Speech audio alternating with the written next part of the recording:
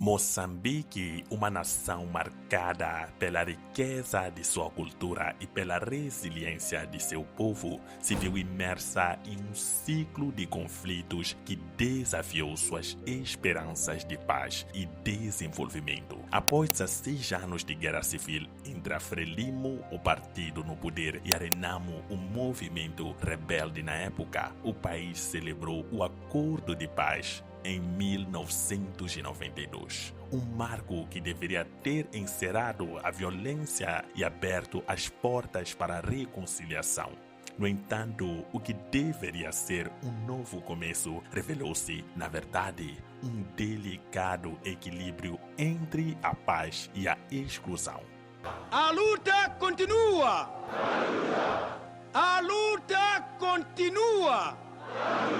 Embora os mediadores internacionais tenham aclamado esse acordo como um modelo de resolução de conflitos, as promessas de um futuro pacífico rapidamente se dissiparam, dando lugar a uma realidade de desconfiança, divisões étnicas e desigualdades sociais. A pergunta que paira sobre Moçambique é: o que significa realmente a paz em um contexto onde as raízes do conflito continuam a apodrecer sob a superfície? Este vídeo faz uma análise e revela que, apesar das esperanças depositadas no acordo de 1992, Moçambique não conseguiu transformar a paz negativa em uma verdadeira paz duradoura e positiva. Vamos juntos perceber como Moçambique chegou a uma paz que muitos especialistas acreditam ser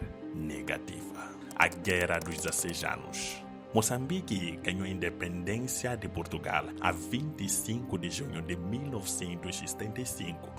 Povo moçambicano, em vosso nome, às 0 horas de hoje, 25 de junho de 1975, o Comitê Central da Frelimo proclama solenemente a independência total e completa de Moçambique. Os primeiros anos após a independência foram difíceis para o novo Estado. Em vários lugares, diferenças raciais surgiram e o número de residentes brancos, constituído primariamente por portugueses, diminuiu drasticamente de 200 mil para 30 mil. A imigração branca causou uma grande perda de capital e gente com habilitações literárias. Além disso, a população branca imigrante exportou todos os produtos que tinha e destruiu o resto das suas possessões. Em Moçambique, a estrutura política era fraca e havia sido estabelecida apenas para a coleção de recursos naturais e para facilitar ataques guerrilheiros contra a Frelimo durante a Guerra de Independência. A Frelimo tinha o objetivo de desenvolver a situação através da implementação de muitas ideologias marxistas-leninistas, tais como a nacionalização da economia e o banimento da propriedade privada. Neste momento, militares portugueses e dissidentes da Frelimo instalaram-se na Rodésia, que vivia uma situação de independência unilateral, não reconhecida por maior parte dos países do mundo. O regime de Ian Smith, primeiro-ministro da Rodésia, já idealizando um movimento interno de resistência que aparentemente tinha algumas bases em Moçambique, aproveitou esses dissidentes para atacar a Frelimo. De fato, a Frelimo apoiava tais rebeldes rodesianos e, em março de 1976, decidiu seguir o exemplo internacional e implementar as sanções estabelecidas pelas Organizações das Nações Unidas contra o governo ilegal da Salisbúria. O governo de Moçambique fechou as fronteiras que tinha com a Rodésia, dificultando as trocas comerciais, visto que a rota comercial do corredor da Beira era bastante importante para o governo rodesiano,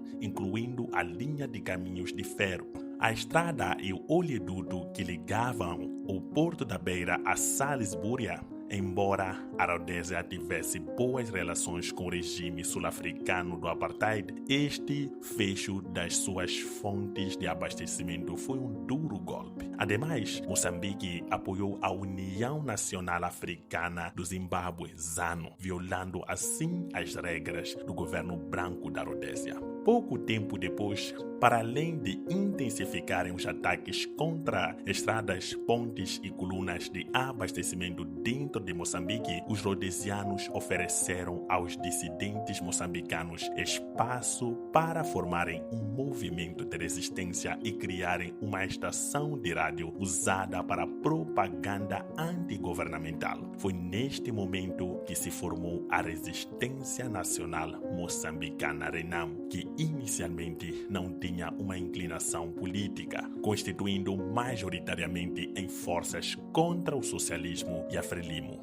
Teve André Matsangaissa como seu primeiro presidente. Fundação da RENAMO. A RENAMO foi fundada em 1975, logo após a independência de Moçambique, como uma organização política anticomunista, inicialmente patrocinada pela Organização Central da Inteligência da Rodésia. A formação do partido, que na época ainda era um grupo de guerrilheiros de direita, se deu sob os auspícios do primeiro-ministro da Rodésia, Ian Smith. O objetivo de Smith era claro: através da RENAMO impedir que o governo da Frelimo fornecesse apoio e refúgio à União Nacional Africana do Zimbábue, ZANU, uma organização militante que lutava pela derrubada do governo rodesiano. As primeiras operações da RENAMO ocorreram na província de Manica, no centro de Moçambique, sob a liderança de André Matsangaissa, um dissidente da Frelimo. A principal base da organização guerrilheira era conhecida como Casa Banana. Em 17 de outubro de 1979, Matsangaissa foi morto em Gorongosa durante um ataque da RENAMO a uma posição das forças governamentais moçambicanas. Sua morte desencadeou uma violenta disputa pela sucessão no comando da RENAMO. Dois comandantes conhecidos como Charlie e Afonso Dhlakama entraram em confronto pela liderança. Dhlakama, com o apoio dos rodesianos e sul-africanos, saiu vitorioso, consolidando-se como novo líder da RENAMO, enquanto Charlie foi abatido. Durante a Guerra Civil Moçambicana, na década de 80, a RENAMO continuou a receber apoio significativo do governo do apartheid da África do Sul. Nos Estados Unidos, houve tentativas de fazer lobby para que a RENAMO recebesse apoio da CIA e de setores conservadores do governo. No entanto, encontrou forte resistência por parte do Departamento dos Estados, que declarou não reconhecer ou negociar com a RENAMO. Já o governo britânico, sob a liderança de Margaret Thatcher, inicialmente apoiava a RENAMO de forma informal. Entretanto, essa posição mudou quando a Frelimo fechou a fronteira com a Rodésia, que na época era vista como uma colônia rebelde. Assim, o governo britânico passou a apoiar a Frelimo, alterando sua política em relação à situação de Moçambique. Decurso da guerra. Entre 1980 e 1988, Moçambique viveu um dos períodos mais sombrios de sua história, marcada pela guerra civil, fome e seca devastadora. O governo, sob forte pressão internacional, foi forçado a liberar a agricultura e reduzir a propriedade estatal, mas o conflito e a escassez de alimentos deixaram um rastro de morte, com centenas de milhares de pessoas sucumbindo à subnutrição. A RENAMO, fortalecida pelo apoio da África do Sul e por uma estratégia militar cada vez mais ousada, intensificou seus ataques, expandindo suas operações para as províncias de Gaza, Inhambane e Zambésia, além de Maputo. Os ataques visavam minar a influência da Frelimo, o partido no poder, e desmantelar as bases do ANC, Congresso Nacional Africano, que recebia apoio do governo moçambicano. Em 1984, a guerra tomou um novo rumo, com a assinatura do Acordo em Combate entre Moçambique e a África do Sul. O pacto visava interromper o apoio mútuo a grupos insurgentes. Moçambique deixaria de apoiar o ANC, enquanto a África do Sul cortaria laços com a RENAMO. Embora o acordo prometesse trazer algum alívio ao conflito, a África do Sul manteve seu apoio a Renamo de forma clandestina, permitindo que o grupo continuasse sua luta armada e conquistasse vastas áreas do país. No auge de sua força, a Renamo controlava quase todo o território moçambicano, com mais de 10.000 combatentes. A situação piorou em 1986, quando Samora Machel, carismático presidente de Moçambique e líder da Frelimo, morreu em um acidente aéreo nas montanhas de Libombos, próximo à fronteira com a África do Sul. O incidente, envolto em mistério, levantou suspeitas de que o governo sul-africano pudesse estar envolvido, exacerbando a já tensa situação política. Com a morte de Machel, Joaquim Chissano, então ministro dos Negócios Estrangeiros, assumiu a presidência, trazendo uma nova liderança em um momento crítico. Sob o comando de Chissano, o governo moçambicano enfrentou dificuldades crescentes para conter a Renamo, que não apenas aumentava seus ataques no sul do país, mas também ameaçava dividir Moçambique ao longo do rio Zambeze. Em 1987, a guerra civil parecia estar longe de uma solução militar, e a Frelimo começou a perceber que a negociação poderia ser o único caminho viável para encerrar o conflito. Nesse período, a Renamo cometeu atrocidades brutais, como um massacre em Rumuini, onde cerca de 400 civis foram assassinados, chocando o mundo e aumentando a pressão internacional por um cessar-fogo. A Frelimo, por sua vez, também foi acusada de crimes de guerra, e ambos os lados recorreram à violência indiscriminada, com gangues locais se aproveitando do caos para apoiar diferentes facções. O conflito não apenas devastou a infraestrutura de Moçambique, mas também forçou centenas de milhares de pessoas a fugirem para países vizinhos, procurando segurança e refúgio. Entre 1986 e 1988, a Renamo foi responsável pela morte de cerca de 100.000 civis, deixando uma cicatriz profunda na sociedade moçambicana.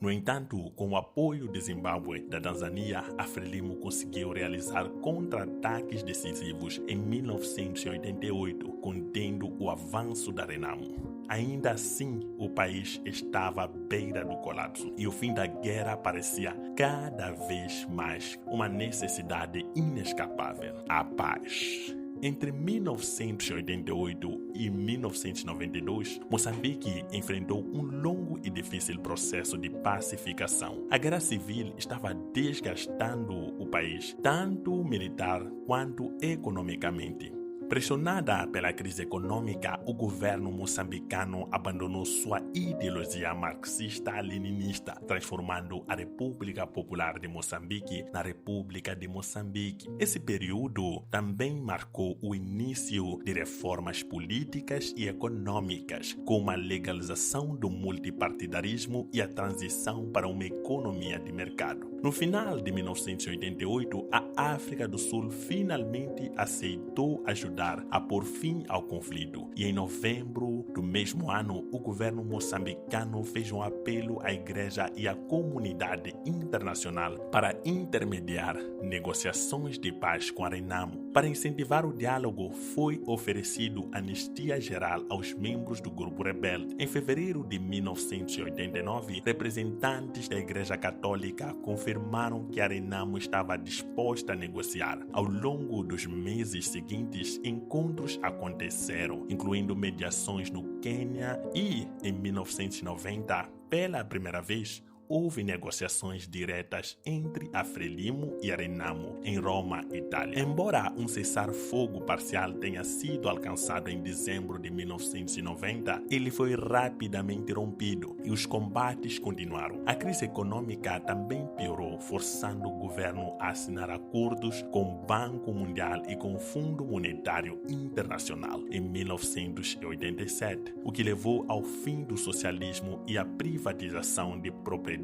estatais. Mesmo com o início das negociações, a guerra ainda se arrastava e a Renamo controlava cerca de 10% do território moçambicano. Em 1991, continuando seus ataques ao governo e impondo trabalhos forçados em algumas regiões, em 1991 houve um revés nas conversas de paz quando a Renamo abandonou temporariamente as negociações. No entanto, os diálogos foram retomados em outubro, com as delegações lideradas por Armando Guebuza pela Frelimo e Raul Domingos pela Renamo. Com a seca e a fome assolando o país, Moçambique foi forçado a abrir-se para a assistência externa em 1992. Finalmente, a gravidade da crise humanitária pressionou a liderança a buscarem uma solução definitiva. Em outubro de 1992, após 2 anos de negociações mediadas pela comunidade do Santo Egídio e com o apoio do governo italiano, o presidente Joaquim Chissano e o líder da Renamo, Afonso Dhlakama, assinaram um acordo geral de paz. O acordo previa um cessar-fogo imediato, a criação de um novo exército nacional e a desmobilização das tropas de ambos os lados. A ONU foi convidada a supervisionar o processo, incluindo o desarmamento e o retorno dos milhões de refugiados que haviam fugido da guerra. Em outubro de 1992, o Conselho de Segurança das Nações Unidas autorizou o envio de 6.800 soldados para integrar a ONUMOS, a missão de paz que garantia a transição do país. O processo culminou na realização das primeiras eleições multipartidárias em 1994, um marco histórico que selou o fim da guerra civil e abriu caminho para uma nova era de paz em Moçambique.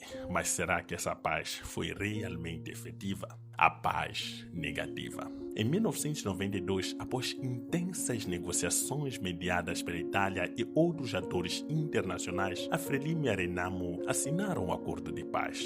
Esse acordo prometia o fim da violência, mas na prática falhou em criar um ambiente de paz positiva, segundo especialistas. O conceito de paz positiva introduzido pelo sociólogo norueguês Jan Galtung vai além da simples ausência de guerra. Envolve justiça social, desenvolvimento sustentável e confiança entre as pessoas. Infelizmente, o acordo não conseguiu estabelecer as condições necessárias para evitar novos conflitos em Moçambique. A partir dessa pesquisa, notou-se como as desconfianças mútuas entre a Frelimo e a Renamo persistiram mesmo após a assinatura do acordo de paz. Não trouxe a estabilidade esperada, mas sim um clima de paz negativa, onde as raízes dos conflitos históricos continuaram a apodrecer à superfície. Os mediadores internacionais, preocupados apenas em encerrar rapidamente as hostilidades, negligenciaram a necessidade de um processo de construção de paz mais profundo que exigiria tempo e comprometimento. A comunidade internacional,